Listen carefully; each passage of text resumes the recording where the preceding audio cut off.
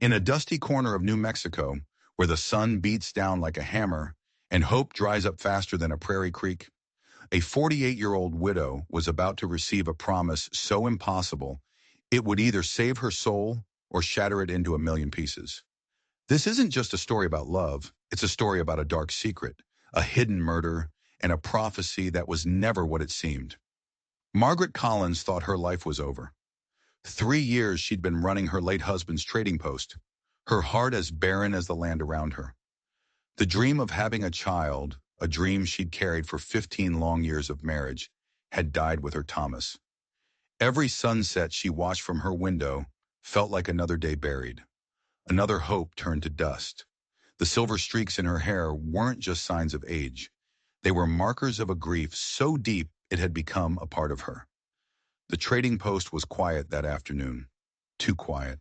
The only sound was the wind whispering through the cottonwoods, telling stories she didn't want to hear.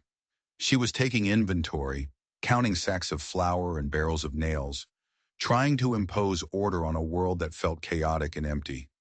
Then she heard it, the soft, unshod hoofbeats on the hard-packed earth outside, a sound she knew.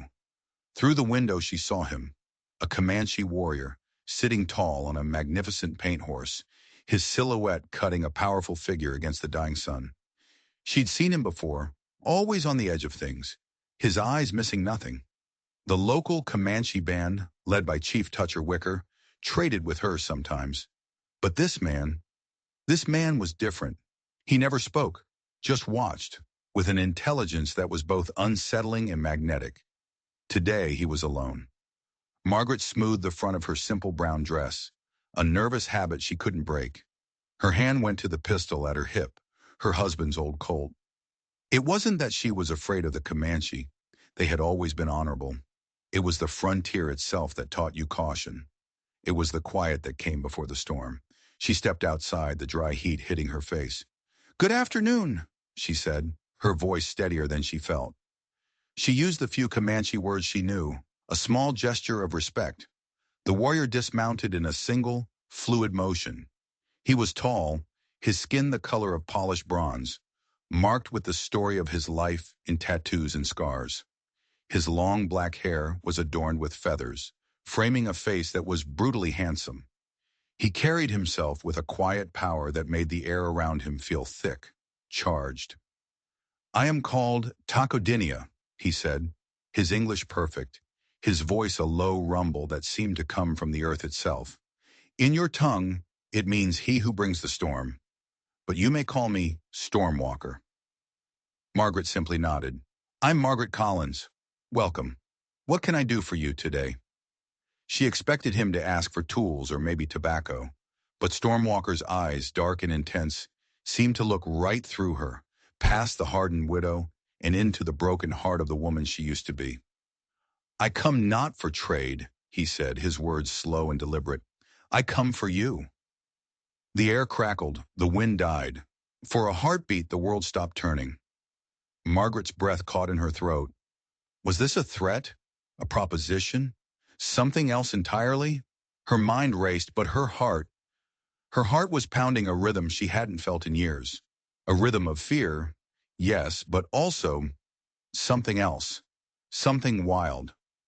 "I don't understand," she managed to say, her voice barely a whisper. Stormwalker took a step closer, not aggressively, but with a purpose that was just as overwhelming. He was so close now she could see a small, white scar above his left eyebrow, a ghost of some forgotten battle.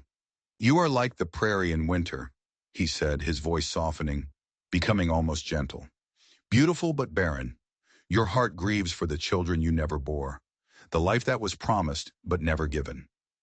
It was like a physical blow, a punch to the gut. How could he know? How could this stranger, this warrior from another world, see the one secret she kept locked away even from herself? She and Thomas had tried everything. Doctors, remedies, prayers whispered into the darkness of a lonely bedroom. The failure had been a shadow that haunted their marriage, a silence that grew louder with every passing year. She took a step back, her defenses crumbling. "You know nothing about me." But the words were hollow. He knew. Somehow he knew. I know you stand at your window and watch the sun die, he continued, his voice relentless, yet kind. And your eyes hold the sadness of an empty nest. I know you save the small clothes that sometimes come in trade, telling yourself it is good business. I know you smile at the children who come with their parents. And that smile is the most beautiful and heartbreaking thing I have ever seen. Tears, hot and sudden, they pricked at her eyes. She refused to let them fall. This man had been watching her, not just looking, but seeing. He had peeled back the layers of the stoic frontier woman and found the grieving mother underneath. Why? She whispered, the question raw with pain and confusion. Why do you watch me?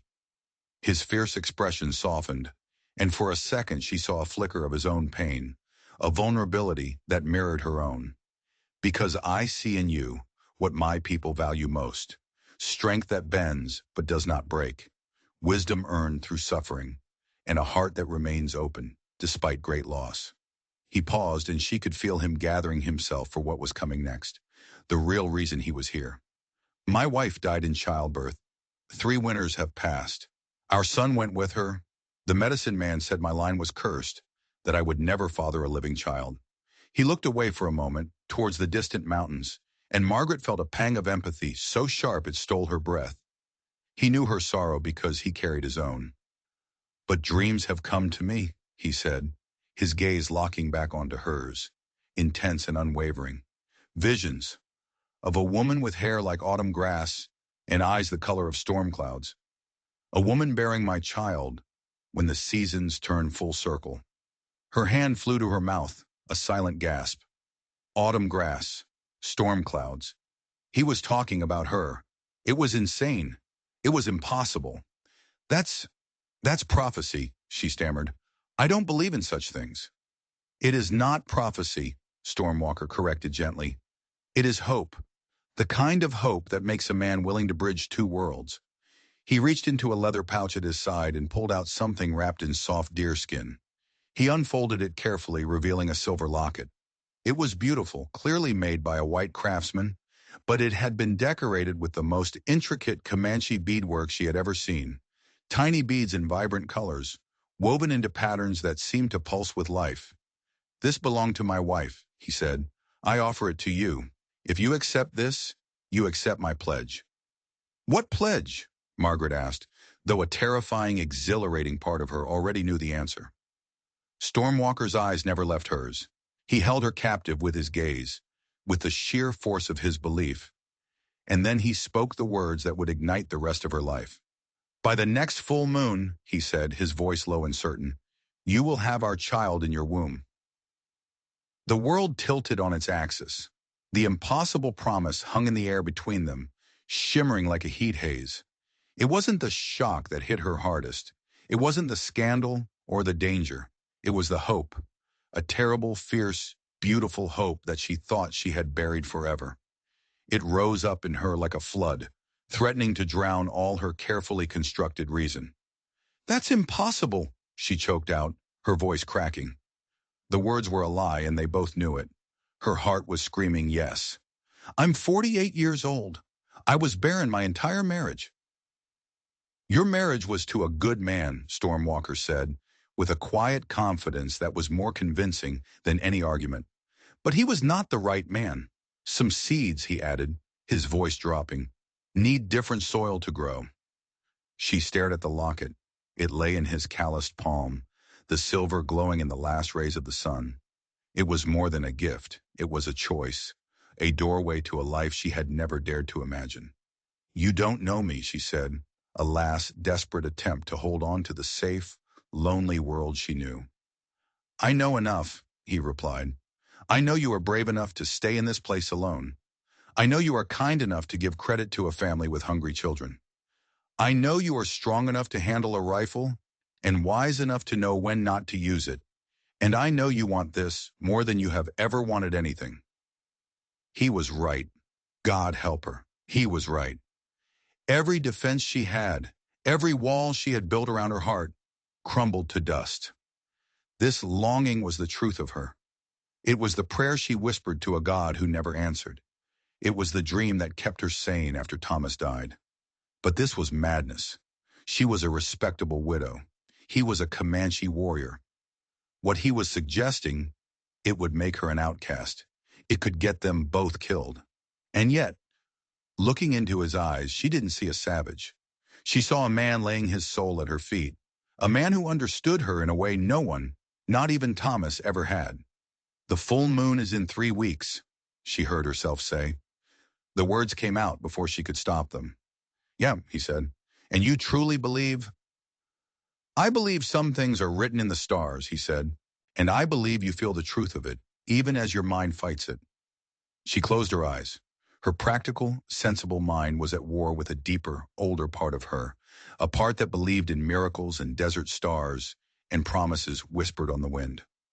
When she opened them, he was still there, his gaze unwavering. "I need time," she said finally. "I need to think." "Of course." He wrapped the locket back in its deerskin covering, but held it out to her. "Keep this. If you choose to reject my pledge, return it to me. If you choose to accept—" "Then what?" she whispered. "Then we begin." With a trembling hand, she took the small package. The moment the soft leather touched her skin, something shifted deep inside her. A warmth, a flicker of a flame she thought had long gone out. Stormwalker swung himself onto his horse with that same impossible grace. Before he rode away, he turned back, his face serious in the gathering twilight. "Margaret Collins," he said, and the way he spoke her name was like a benediction. "You have lived as winter for too long. Let me show you how to bloom as spring." She watched until his hoofbeats faded into nothing. She stood there alone in the vast, darkening landscape, clutching the locket to her chest. Had she just met the answer to a lifetime of prayers, or the author of her own destruction? The first stars pricked the velvet sky. A coyote howled in the distance, a lonely, haunting sound. Margaret went inside, bolted the door, and sank into a chair by the cold fireplace. She unwrapped the locket and stared at it. It was exquisitely made. The silver was heavy, smooth, clearly the work of a master. But it was the beadwork that captivated her. Comanche symbols. She recognized the sign for fertility, for a new beginning. But there were others she didn't know. A story, woven in color and light. And then she saw it. Along the intricate silver edge of the locket, almost invisible to the naked eye, was a tiny hinge. Her fingers, clumsy with a sudden surge of adrenaline, fumbled with it. It wasn't just a locket. It was a box. With a soft click, it sprang open. She expected it to be empty, or perhaps to hold a lock of his late wife's hair. But it wasn't empty. Tucked inside was a tiny folded piece of brittle paper. Her heart hammered against her ribs as she carefully unfolded it. On the paper in faded brown ink was a single word. A name. Eliza. Not his wife's name. He had not told her his wife's name, but she knew, from the whispers at the trading post, that it was something like Morning Dove. It was not Eliza. A cold dread, sharp and sudden, washed over her. Who was Eliza? And why was her name hidden inside a locket he claimed belonged to his wife? The impossible promise suddenly felt less like a miracle and more like a trap. The next few days were a special kind of hell. Margaret moved through her chores in a fog, her mind circling the name on that piece of paper. Eliza, Eliza, Eliza. The locket felt heavy on her bedside table, no longer a symbol of hope, but of a dangerous secret. Every time a customer came to the post, she found herself studying their faces, wondering if they knew, wondering if she was being played for a fool. The beautiful, romantic story Stormwalker had woven was starting to unravel. The prophecy, the shared grief. Was it all a lie? A carefully crafted tale to win over a lonely, desperate widow? The thought was like a physical pain, a betrayal that cut deeper because she had allowed herself to hope so fiercely. What did he really want from her? Was it just a child, an heir to secure his own legacy? Or was it something darker? She felt a fool, a lonely old woman so desperate for a child that she was willing to believe a fairy tale spun by a handsome stranger. The shame was hot and suffocating. She almost decided to ride out and find him, to throw the locket in his face and demand the truth. But something stopped her. The memory of his eyes, the genuine pain she had seen there. The story was a lie, but the pain felt real. On the fifth day, old Jake Henderson rattled up in his supply wagon from Santa Fe. Jake was a fixture in the territory, a grizzled old mountain man who knew every trail, every waterhole, and every secret from here to the Rio Grande. He'd seen it all, and he had a knack for reading people that was almost supernatural. "You look like you've seen a ghost, Margaret," he said as he unloaded a sack of beans, his shrewd eyes taking in her pale face and the dark circles under her eyes. "Something spooking you?" "Just the wind, Jake. Keeps me up at night." It was a weak lie, and they both knew it. Jake grunted, not buying it for a second. "Wouldn't have nothing to do with that Comanche buck who's been asking questions about you, would it? Fella they call Stormwalker." Margaret's blood ran cold. "He's been asking questions? What kind of questions?" Jake set down a crate of tinned peaches and leaned against his wagon, his expression carefully neutral. "Oh, about your husband, about your situation out here alone. Asking if you had family back east. Strange questions. Made some folks nervous." He paused, letting the word hang in the air. "Tom Bradley's been talking about forming a patrol. For your protection, he says." The name Tom Bradley made Margaret's stomach twist into a knot. A local rancher with more land than sense, Bradley had been sniffing around her since the day Thomas was buried. He saw a widow with a valuable property, a prize to be claimed. His idea of courtship was intimidation and possessiveness, and she'd been fending off his advances for 2 years. The idea of him protecting her was laughable and terrifying. "Stormwalker has been nothing but respectful," she said, her voice tight. "So you know his name," Jake said, one bushy eyebrow raised. "That's more than most folks can say." He lowered his voice. "Listen to me, Margaret. That warrior, he carries a heavy history. There are stories that follow him, stories of tragedy." This was it, her chance to find out. She took a breath, trying to sound casual. "What kind of stories?" Jake looked around as if to make sure they were alone. 10 years back, there was another white woman, a missionary's daughter, young, foolish girl, got herself tangled up with a Comanche warrior. She disappeared, vanished without a trace. A cold sweat broke out on Margaret's skin. "What was her name?" she whispered, already knowing the answer. Jake's eyes narrowed. He looked at her, really looked at her, and she knew he could see the terror she was trying to hide. "Why are you asking, Margaret?" "Just local history," she stammered. He held her gaze for a long moment, then sighed, a puff of dusty air. "Her name was Eliza," he said softly. "Eliza May Thompson, and the warrior she was tangled up with. He was Stormwalker's younger brother." The world swam before Margaret's eyes.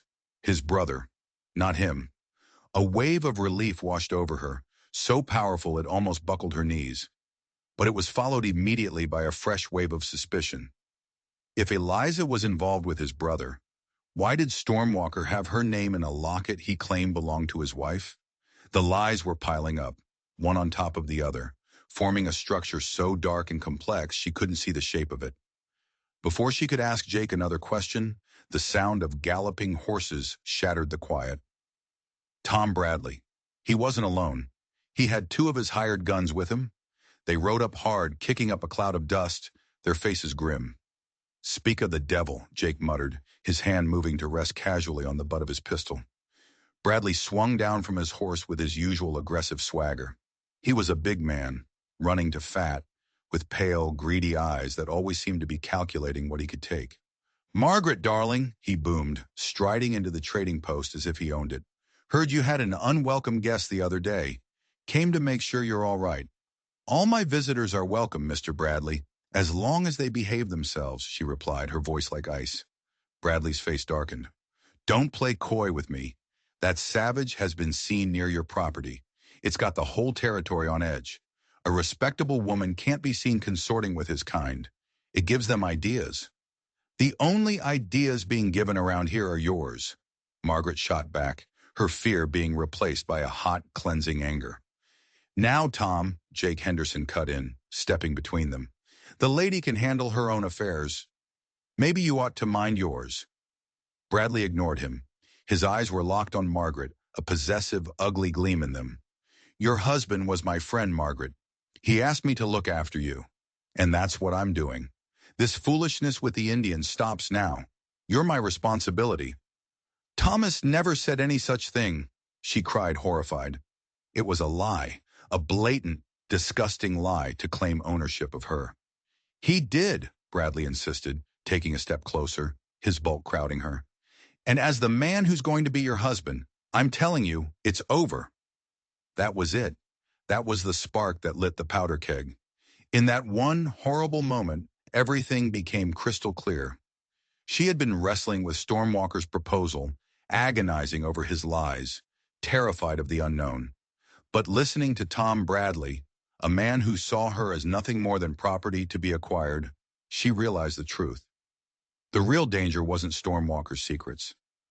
The real danger was a world where men like Tom Bradley got to decide her future. The choice wasn't between safety and risk. It was between two different kinds of prisons. The lonely, respectable prison of her widowhood, which would eventually end with her being forced to marry a man she despised.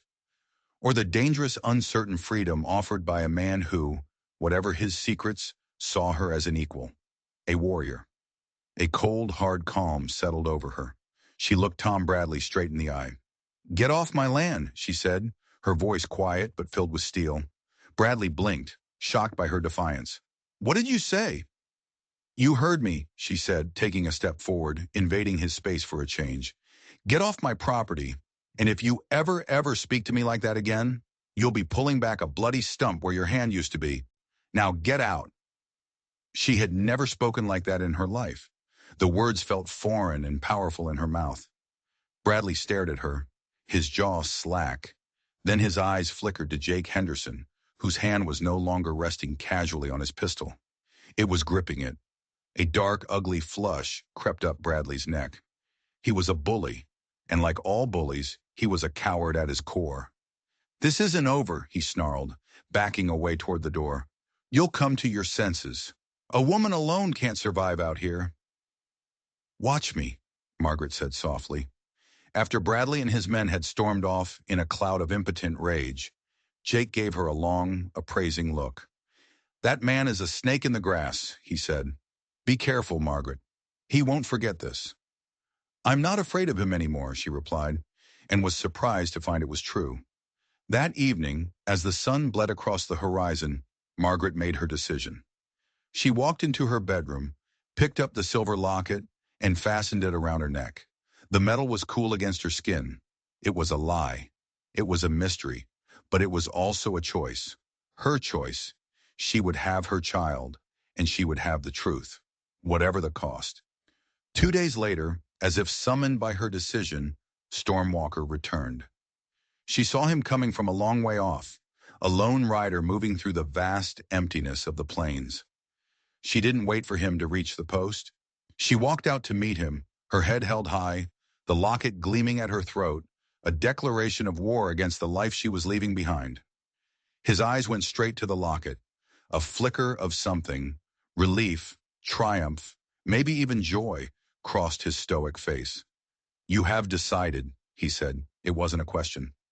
"I have," she said, her voice strong. "But before we go any further, you're going to tell me everything. You're going to tell me about Eliza." The name hit him like a physical blow. The blood drained from his face, and the stoic mask of the warrior shattered, revealing a grief so profound it was breathtaking. He looked at her, his eyes filled with a pain that was 10 years old and as fresh as yesterday. "How do you know that name?" he whispered. "It was in the locket," she said, her voice softening. She had expected a confrontation, a fight, but all she saw was a man breaking apart in front of her. He staggered back, looking at the locket at her throat as if it were a ghost. He looked at her, then up at the wide, empty sky, and a sound tore from his chest, a sound of such agony that Margaret instinctively took a step towards him. "The locket was not my wife's," he said, his voice ragged. "It was Eliza's, and she did not vanish. She was murdered." The confession hung in the air, brutal and final. Margaret's heart, which had been pounding with anger and suspicion, now ached with a sudden, overwhelming wave of sympathy. This wasn't a story of deception. It was a story of tragedy. "Tell me," she said gently. And so he did. Under the vast, indifferent sky, Stormwalker finally told her the truth. His younger brother, Swift Arrow, had fallen in love with Eliza. It was a forbidden love, a dangerous love, but it was real. They planned to build a life together, bridging the gap between their two worlds. The locket was a gift from Swift Arrow to his love, a symbol of their two lives joined as one. But there were those who would not allow it. Not in the white world, and not in the Comanche world either. "There is a man in my tribe," Stormwalker said, his voice low and laced with venom. "His name is Black Fang. He is ambitious, cruel. He believes any mixing of our blood with yours is a poison that will weaken our people. He saw my brother's love for Eliza as a threat to his power, to his vision of a pure nation." Black Fang and his followers had ambushed the young lovers. They had killed them both and hidden their bodies, making it look like they had simply run away together. Stormwalker had searched for months but found nothing.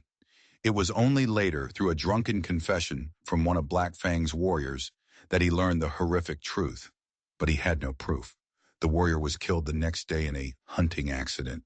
Black Fang was too powerful, too feared within the tribe for anyone to speak against him. "And your wife?" Margaret asked, her heart breaking for him. "She knew the truth," Stormwalker said, his eyes dark with memory. "She supported me. She wanted justice for my brother. When she became pregnant with our son, Black Fang saw another threat, a new generation of my family's bloodline. The medicine man said she died in childbirth, that our son was born dead. But the midwife, she told me later, just before she died of a fever, that she saw something.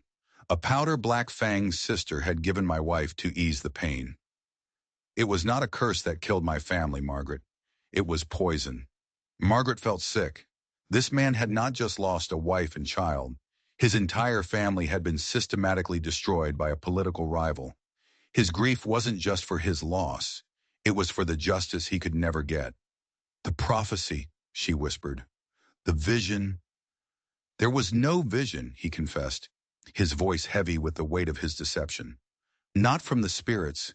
It was a vision of my own making, a desperate plan. I saw you, this strong woman, alone, with a good heart, and I saw my last chance, not just for a child, but for a partner, for an ally. I could not fight Black Fang alone. I needed someone who was not afraid, someone from the other world who could stand with me. I lied to you, Margaret Collins. I used your deepest wish to serve my own needs. I will understand if you want me to leave." He stood before her, stripped bare of all his pride, all his secrets. He was not the mythical warrior who had come to her with a magical promise. He was a broken man, fighting a lonely, desperate war, who had gambled everything on a lie. Margaret looked at him. She saw the pain, the guilt, the raw courage it took to tell her the truth. And in that moment, she didn't feel betrayed. She felt chosen. He hadn't just seen a barren womb to be filled. He had seen a warrior to stand beside him. She reached out and took his hand. His skin was rough, calloused, but his hand trembled slightly in hers. "You said some seeds need different soil to grow," she said softly. "Maybe some wars need different soldiers to fight them." A single tear traced a path through the dust on his cheek. He had offered her a child. She was offering him an army of two. "The full moon is tomorrow night," she said. "Yes," he replied, his voice thick with emotion. "Are you afraid?" he asked, echoing her own question from what felt like a lifetime ago. "Terrified," she admitted, "but not of you. I'm terrified of what we have to do, but I'm more terrified of not doing it." As darkness fell, Margaret Collins did not just invite a Comanche warrior into her home. She invited a storm, and she knew with a certainty that settled deep in her bones that this storm would either cleanse the world or destroy them both. There was no turning back. The weeks that followed were a strange dream, a secret world built for two. Stormwalker came and went like a shadow, sometimes spending days with her, teaching her about his world, his people, his enemy. They were no longer just a man and a woman hoping for a child. They were co-conspirators, allies in a silent war. The passion between them was fierce, born not just of desire, but of shared danger in a desperate, clinging hope. And then the impossible happened. 6 weeks after the full moon, the morning sickness began. It was a violent, undeniable truth that left her weak and dizzy, but filled her with a joy so fierce it was almost painful. It was real. It was happening. After all the years of prayer, of heartbreak, of resignation, a new life was growing inside her. She sent for old Doc Morrison from town, a man she trusted. His examination was brief, his conclusion staggering. "Well, I'll be damned," he muttered, shaking his head in disbelief, his spectacles sliding down his nose. "Begging your pardon, ma'am, but in 40 years of medicine, I have never seen the like. You're with child, Margaret, about 2 months along. A miracle, a bona fide miracle." The news was a sunburst in her heart. When she told Storm Walker, he lifted her off her feet, his stoic mask crumbling into pure, unadulterated joy. His laughter echoed across the plains, a sound of triumph. For a moment, they were just a man and a woman, celebrating the impossible. But the world would not let them be. Doc Morrison, for all his goodness, was a gossip. The news of the miracle baby spread through the territory like a brush fire. And with it, the questions. Who was the father? The whispers grew louder, uglier. Tom Bradley saw his chance. He stoked the fires of suspicion and prejudice, painting Margaret as a disgrace, a woman who had shamed her race. The first real sign of trouble came not from the white world, but from the Comanche. One of Stormwalker's trusted scouts, a young warrior named Little Hawk, was found dead a mile from the trading post. His death was staged to look like a fall from his horse, but Stormwalker knew the truth. It was a message from Black Fang. "I know, and I am coming." The danger was no longer a distant threat. It was here. It was breathing down their necks. Then Bradley made his move. He didn't come with a mob this time. He came with the law. He had ridden to the territorial capital and used his influence, his money, and a pack of lies to convince a corrupt territorial marshal that Margaret was mentally unstable, a danger to herself and the community. The marshal, a man named Fisk, with a known hatred for all Native Americans, arrived at the trading post with a legal document in his hand.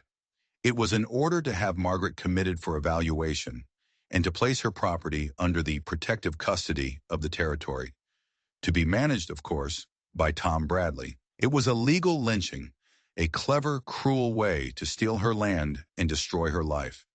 "Get inside," Stormwalker commanded when he saw the marshal and Bradley riding up with a posse of deputies. But Margaret shook her head, her hand resting on her now slightly rounded belly. "No, this is my home, our child's home. We face this together." Marshal Fisk dismounted, a cruel smirk on his face. "Margaret Collins, I have a warrant here for your removal. The territory is concerned for your welfare." "My welfare is just fine," Margaret said, her voice shaking but firm. "We have reports of erratic behavior," Fisk said, enjoying himself. "Consorting with savages, delusions of pregnancy at your age. We're just going to take you somewhere you can get some help." "She is not going anywhere," Stormwalker said, stepping in front of her. His hand was on the knife at his belt. Fisk laughed, a nasty grating sound. "And you're trespassing, boy. Get off this land before I decide to arrest you for that too." It was a perfect trap. If Stormwalker fought, he'd be shot down for resisting a federal officer. If he did nothing, they would take Margaret, and he would never see her or their child again. The air was thick with tension, the seconds stretching into an eternity. Bradley watched, his face alight with triumph. He had won. And then, just when it seemed all hope was lost, everything changed. From the ridge overlooking the trading post, a new group of riders appeared. Not lawmen, Comanche. At their head was a warrior whose face was a mask of rage and hatred. Black Fang. He had chosen his moment perfectly. He had waited until Stormwalker was trapped between two enemies, cornered and helpless. He and his warriors raised their rifles, ready to wipe out Stormwalker and the half-breed child that threatened his power forever. They were surrounded, trapped between the cold, corrupt law of one world and the violent hatred of another. There was no escape.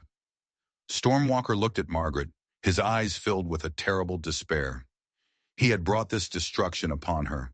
His war had come to her doorstep, but he had underestimated his partner.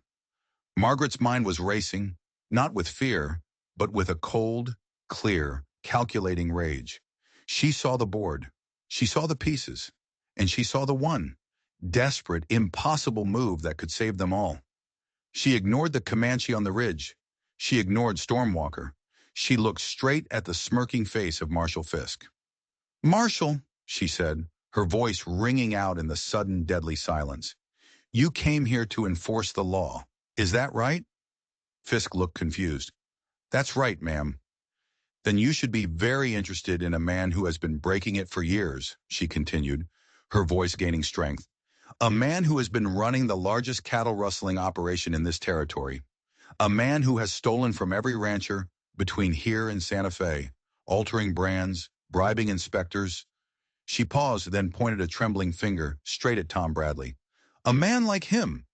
Bradley's face went from triumphant red to ghost white. "She's lying. The woman is insane." "Am I?" Margaret said, a cold smile touching her lips. "I'm a traitor, Marshal. I hear things. I see things. Bills of sale that don't add up. Men who spend money they don't have. I keep records, Marshal. Very detailed records. They're buried out back, under the floorboards of the old smokehouse. A full ledger, dates, names, numbers. Everything you would need to become a hero in this territory." Fisk's greedy little eyes lit up. A high-profile arrest of a rich landowner like Bradley. That meant promotion, prestige, maybe even a cut of the recovered assets. It was a far bigger prize than harassing a lonely widow. He looked from Margaret's confident face to Bradley's terrified one. "This is a lie!" Bradley shrieked, his composure shattering. "I'll see you." "But there's a catch, Marshal," Margaret cut in, her voice like flint. "You only get that ledger if you do your job right now. Your job is to protect the citizens of this territory from threats. And right now," she said, gesturing to the ridge, "I see a very big threat. You protect us from them, and the ledger is yours. You let them harm us, or you try to take me, and that ledger burns. Your choice." It was a masterful gambit. She had turned her two enemies against each other. Fisk was trapped. He looked at the heavily armed Comanche on the ridge, then back at the promise of a career-making arrest. Greed won. "All right, boys," he snarled at his deputies. "Looks like we have a situation here. Form a line. Nobody gets past." But just as the deputies were raising their rifles, a new voice cut through the tension. "There will be no bloodshed today." Everyone turned. Riding up the trail, calm and majestic, was another group of riders. At their head was the old Comanche chief, Toucher Wicker. And riding beside him, looking grim and determined, was Jake Henderson. Jake had done more than just watch from the sidelines. After Margaret had confirmed the story of Eliza, he had ridden out to the Comanche camp. He had gone straight to the chief, a man he had known and respected for 20 years, and he had told him everything. He told him about the whispers he'd heard 10 years ago, about Stormwalker's suspicions, about Black Fang's ambition. The final piece of proof was the locket. Stormwalker took it from Margaret's neck and presented it to his chief. Toucher Wicker opened it, saw the name Eliza, and his old wise face hardened. He had been the one to give the missionary permission to live on their lands. He had known the girl. He turned his horse to face the ridge where Black Fang and his warriors were still waiting, confused by the sudden turn of events. "Black Fang!" the chief's voice boomed, filled with an authority that could not be denied. "You have poison in your heart. You have spilled the blood of your own people and the blood of innocents. You have dishonored us. You are no longer Comanche. You are exiled. If you are ever seen on these lands again, you will be hunted down as the animal you are." Black Fang stared, his face a mask of disbelief and fury. His power was broken, his lies exposed. With a scream of pure rage, he wheeled his horse around and galloped away, his few remaining loyal warriors trailing behind him like ghosts. The battle was over. Marshal Fisk, seeing his chance, strode over to the whimpering Tom Bradley. "Tom Bradley," he said, puffing out his chest, "you're under arrest for cattle rustling and conspiracy. As his deputies slapped the irons on Bradley, Fisk gave Margaret a grudging nod. You'll be hearing from my office about that ledger, ma'am. In the space of 5 minutes, every threat had been neutralized. The world had righted itself. Stormwalker turned to Margaret, his eyes filled with an emotion so profound it needed no words. Awe, gratitude, a love so deep it was humbling. You would have made a great warrior, he said, his voice thick. I am a warrior, she replied, her hand on her belly. I was fighting for my family. The months that followed were peaceful. The territory, rocked by the scandal of Bradley's arrest, had new gossip to chew on, and Margaret and Stormwalker were largely left alone. Their story became a kind of legend, whispered around campfires. The barren widow and the Comanche warrior who outsmarted their enemies and defied two worlds. On a warm spring morning, as wildflowers carpeted the desert, Margaret gave birth to a son. He had his father's dark hair and strong features, but when he opened his eyes, they were the color of storm clouds, flecked with gray. In my tongue he will be Tachi, little storm, Stormwalker said, his voice choked with tears as he held his son for the first time. But for your world, a name to honor a good man who taught you how to love. Thomas, Margaret whispered, her heart full to bursting. Thomas Tachi Collins. The trading post thrived. It became more than just a place of business. It became a bridge, a place where two cultures could meet in peace, a symbol of the family that lived there. Thomas grew up with a foot in both worlds, learning the wisdom of the Comanche and the knowledge of the settlers. He was the promise of a new, better future. Years passed. Their hair turned to silver. The lines on their faces deepened. Their love, forged in danger and secrets, settled into a quiet, powerful rhythm, as steady and enduring as the land itself. One evening, as they sat on the porch watching their son, now a tall, handsome young man, break a new horse in the corral, Stormwalker took her hand. Do you ever regret it? He asked softly. The lies, the danger. Margaret looked at the life they had built. The love, the laughter, the son who was their legacy. She touched the silver locket she still wore, its surface now smooth with age. Never, she said, not for a single moment. He smiled, that slow, rare smile that still made her heart skip a beat. He leaned close and whispered the words that had started it all. No longer a lie, but the truest thing in the world. By the next full moon, you will have our child in your womb. The greatest promise ever made, Margaret replied, and the greatest promise ever kept. So what do you think? Was Margaret a fool to trust a stranger with such an impossible promise? Or was she brave enough to see the truth behind the lies? It's a tough question, because we all face moments like that. Moments where our heads tell us to run, but our hearts tell us to stay. When the world tells us something is impossible, but a little voice inside whispers, what if? If this story of courage, secrets, and a love that refused to be broken resonated with you, do me a favor and hit that subscribe button.